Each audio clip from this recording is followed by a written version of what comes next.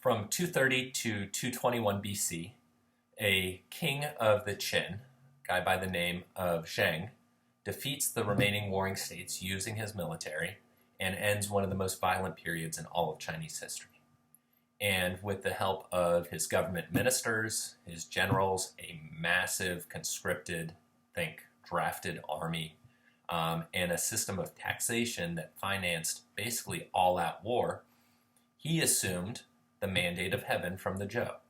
So think back to what the mandate of heaven means, that whoever's in charge basically has the right to be in charge, and if they aren't doing a good job, somebody else can assume that rule from them.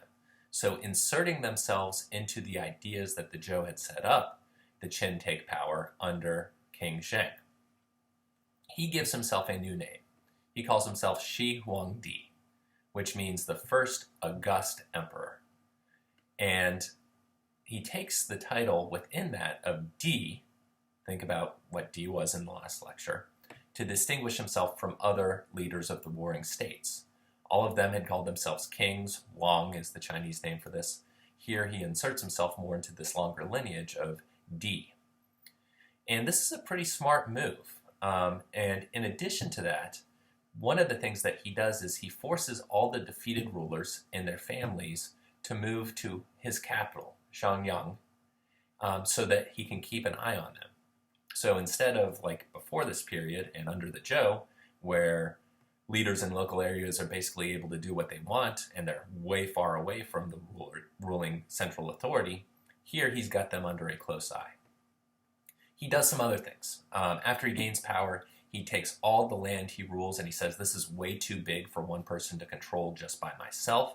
And he breaks it into 36 different, we can call them provinces, commanderies. The term used is yun, J-U-N, which he then subdivides again into counties, Jian. This is actually something that he had built off of previous rulers.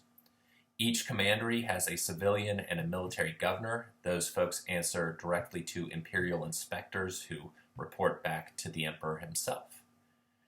These regional and these local officials answer directly to the emperor, and he can dismiss any of them whenever he wants. Another thing he does is he makes sure that these administrators don't serve in the areas they're from, which means that they don't have a connection to the people who live there. They're also regularly reassigned to new posts and kind of popped throughout the entire empire so that they can't ever gain control of the territory too much.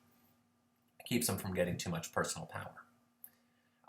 Everybody, all men in the empire, when they reached maturity, which was between 16 and 17 years of age, and when they got to 5 feet high, tells you something about how tall people were at that point, they're registered so that that's a basis for taxation and for military service.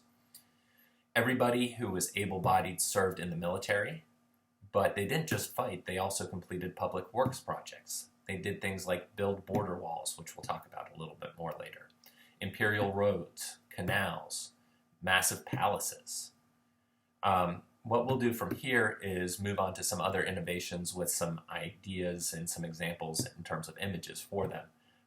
But what we've got now is the start of what's going to be a short-lived Qin Empire that brings chaos out of that warring states period.